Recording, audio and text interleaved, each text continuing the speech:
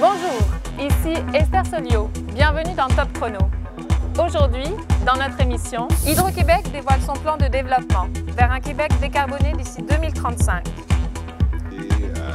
Ça va coûter excessivement cher. Et à date, le gouvernement et Hydro-Québec se sont bien gardés de nous dire combien ça va coûter et qui va payer. Changement majeur dans le recyclage à Montréal.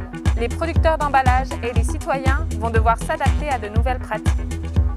Mais on retrouve en centre de tri régulièrement, quotidiennement, des objets qui ne devraient pas s'y retrouver.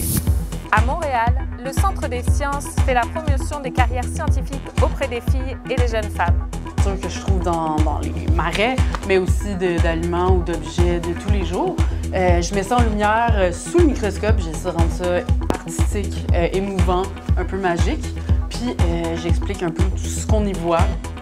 Tout cela et bien plus encore en 22 minutes, Top Chrono.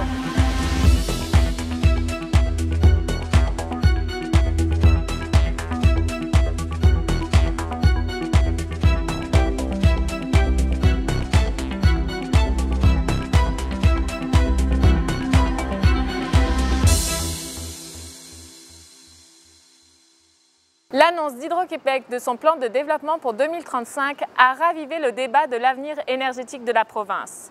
La décarbonisation est au cœur des préoccupations, suscitant des interrogations sur la fin d'un cycle énergétique et la nécessité de diversifier les sources d'énergie. Un reportage de Lauriane Lucas et Clément Souchet.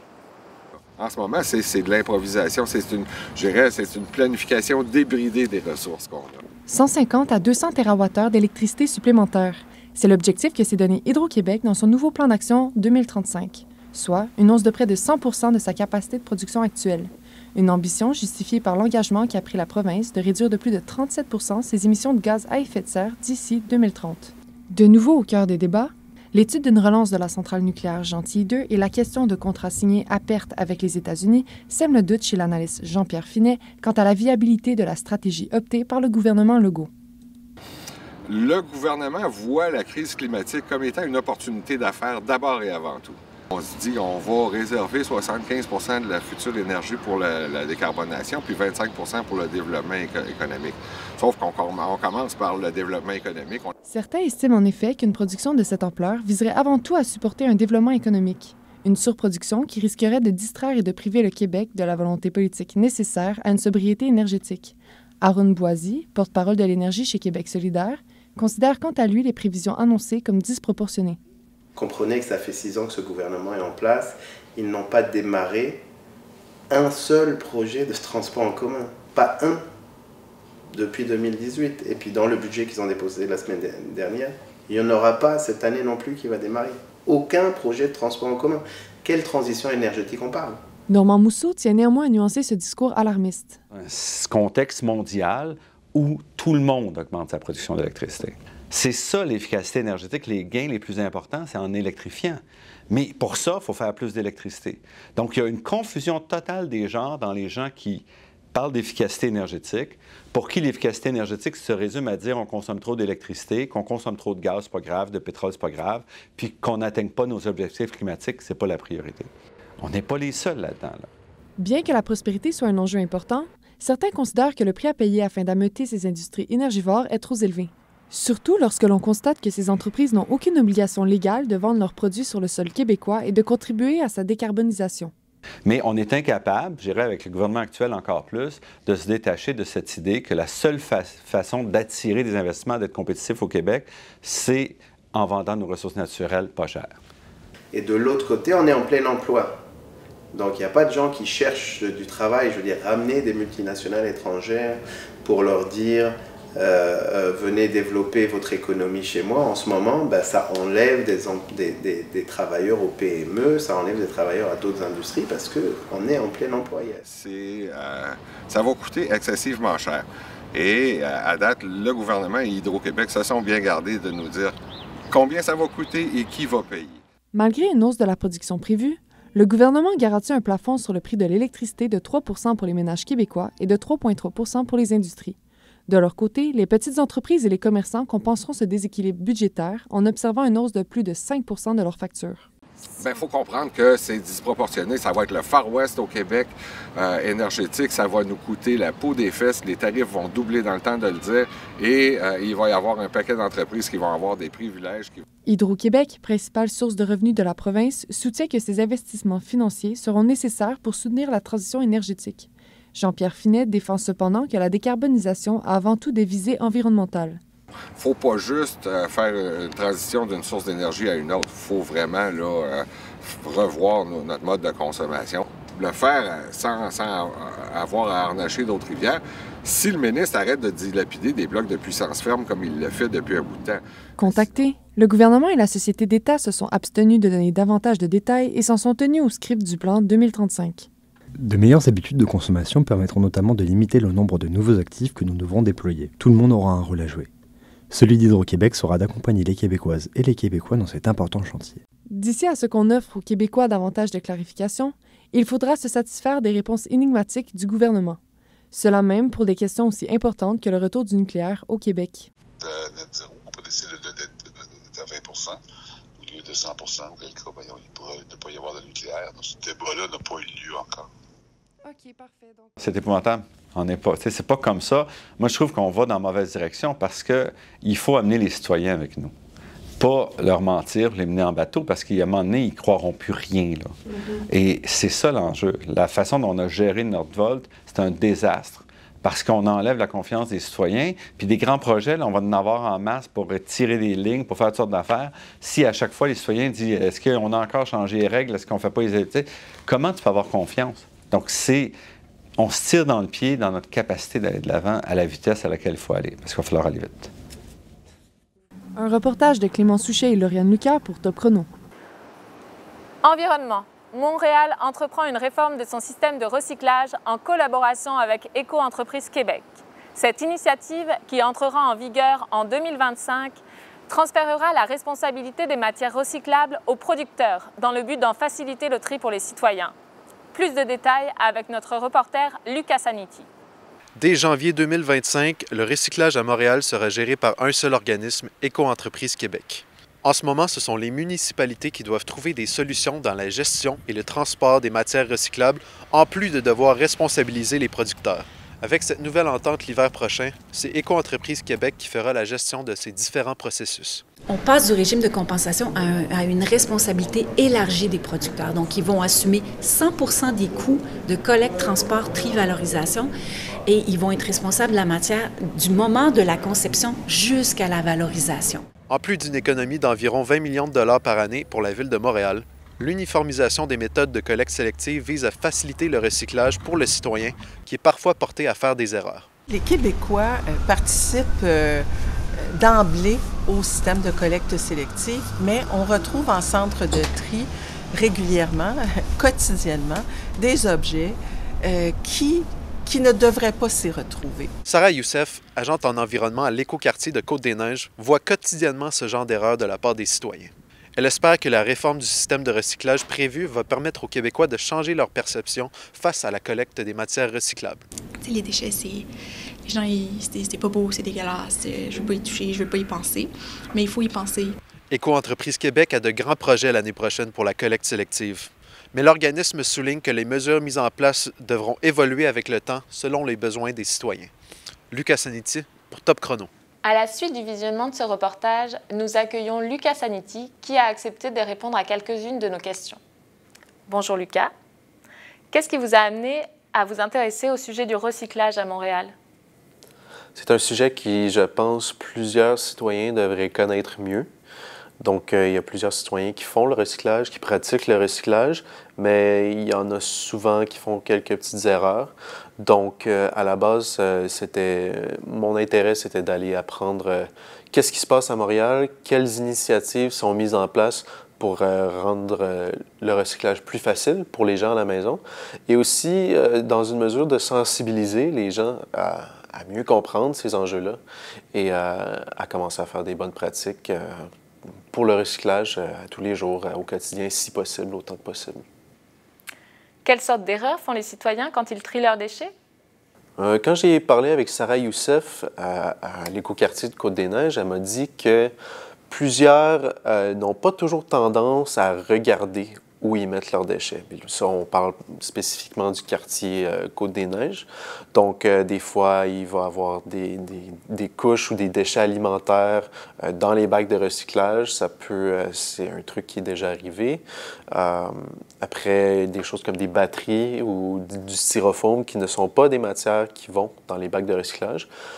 On les retrouve des fois dans les bacs. Donc, ça, c'est des matières qu'il faut soit amener dans des centres spéciaux ou amener aux écoquartiers justement pour qu'ils puissent faire le tri eux-mêmes.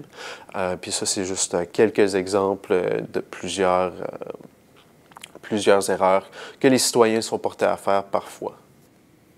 Une nouvelle réforme qui arrive dans quelques mois. Pensez-vous que les citoyens sont suffisamment informés? Pour les citoyens, au niveau du citoyen, c'est pas un énorme enjeu parce qu'en fait, ça va être surtout du côté des compagnies, en fait, des producteurs, d'aller sensibiliser les citoyens. Le plus gros changement que les citoyens vont constater, en fait, c'est que leur bac vert va, en fait, devenir un bac bleu. Donc, le bleu, ça va être la couleur du recyclage partout au Québec. Donc, ça va éviter des confusions, à savoir si telle matière va dans un bac de telle couleur, ça sera toujours bleu partout. Donc, ça va être le plus gros changement.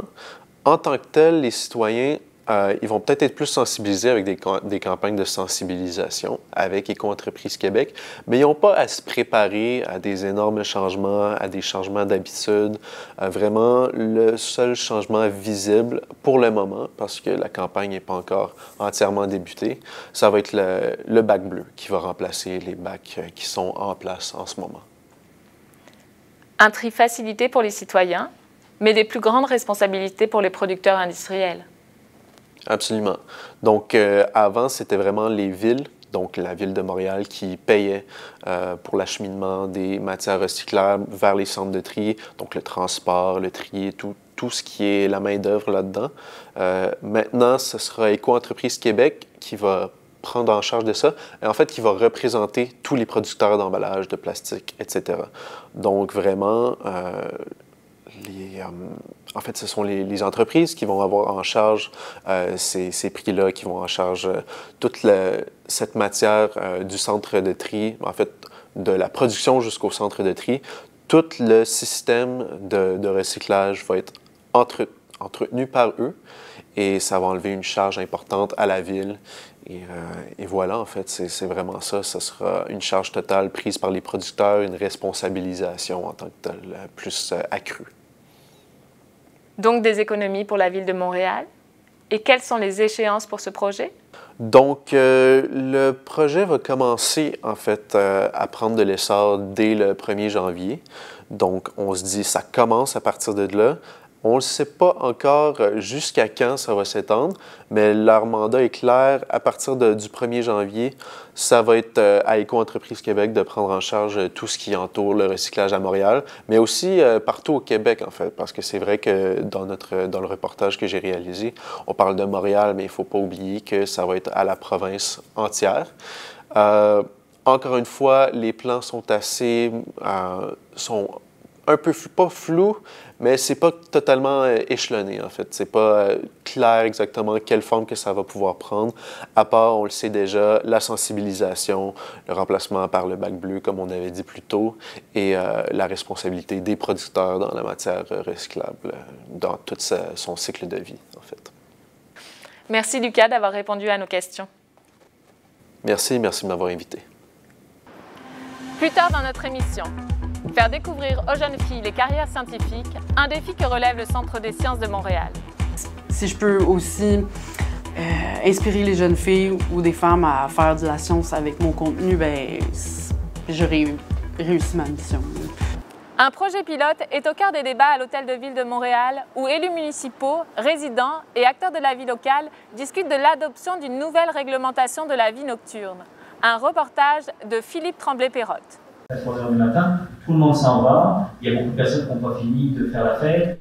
Les citoyens impliqués dans la vie nocturne montréalaise se sont réunis le 13 février pour une séance d'information publique quant à la nouvelle politique de vie nocturne envisagée par Montréal. En avant-plan, l'ouverture de secteurs 24 heures. Un lieu peut être défini comme une zone de vitalité nocturne parce que ce lieu-là a une capacité d'accueil importante, a un espace important pour accueillir ses clients et aussi a une équipe conséquente pour les accueillir. C'est un concept porteur justement pour venir circonscrire les zones où on pourra dynamiser cette vie nocturne. Cette nouvelle politique soulève cependant des inquiétudes quant à l'éventuelle cohabitation entre la vie nocturne et les résidents. On voit qu'on peut vraiment travailler à ce que ça se fasse en collaboration pour que les gens puissent se reposer, mais qu'il y ait aussi ce développement économique, ce rayonnement culturel qui puisse avoir lieu. On va lancer 1000 quartiers en même temps, c'est certain.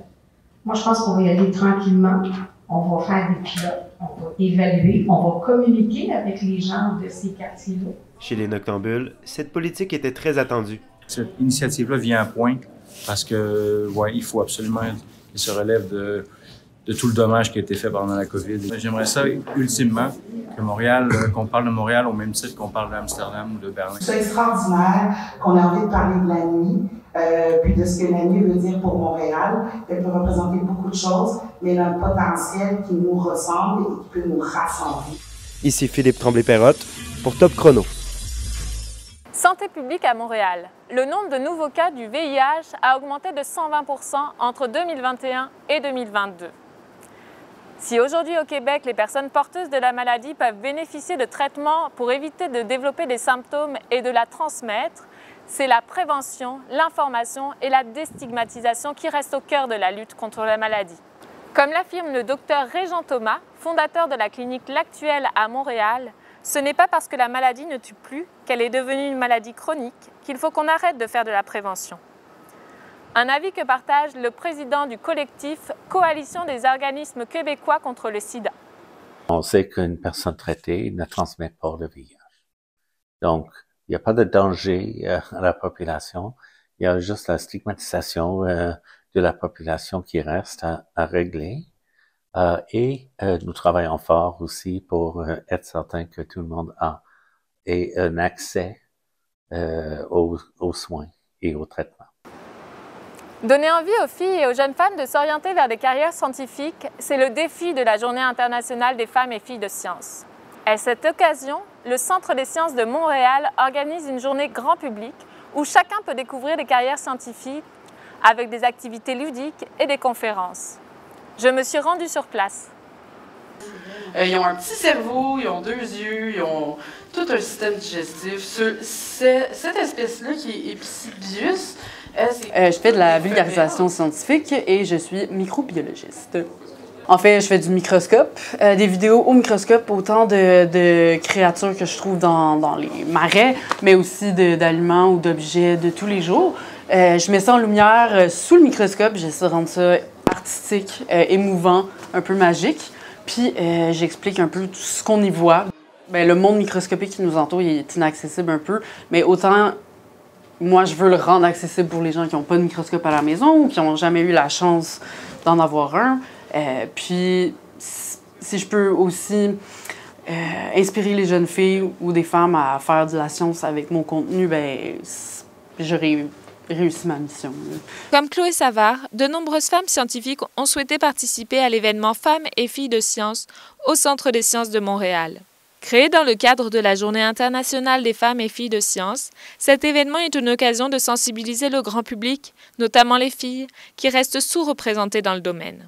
D'après les données de l'ONU, seulement 1 chercheur sur 3 est une femme. C'est que Ingénieurs Canada a mis une cible de 30% de femmes ingénieurs en 2030. Actuellement, on est à, je pense, 18%. Fait on y arrive tranquillement, pas vite, mais on n'est pas encore rendu. Donc, les journées comme ça, c'est à ça que ça sert, principalement pour nous, de venir alimenter l'intérêt des jeunes filles en ingénierie. Il reste encore du chemin à parcourir pour atteindre une égalité de genre dans le domaine des sciences. Mais la rencontre avec des femmes scientifiques inspirantes aura peut-être été l'occasion de susciter des vocations. Esther Solio pour Top Chrono. Voilà ce qui complète notre émission Top Chrono aujourd'hui. Merci d'avoir été avec nous. La semaine prochaine, dans notre émission, Maënaga vous présentera un reportage exclusif sur l'utilisation du vélo d'hiver à Montréal. Les arrondissements ont tous embarqué maintenant, ou presque, là, en tout cas au moins ceux de mon administration. Et donc, on entretient là, 730 km de pistes cyclables l'hiver. Tout cela et bien plus encore en 22 minutes, top chrono.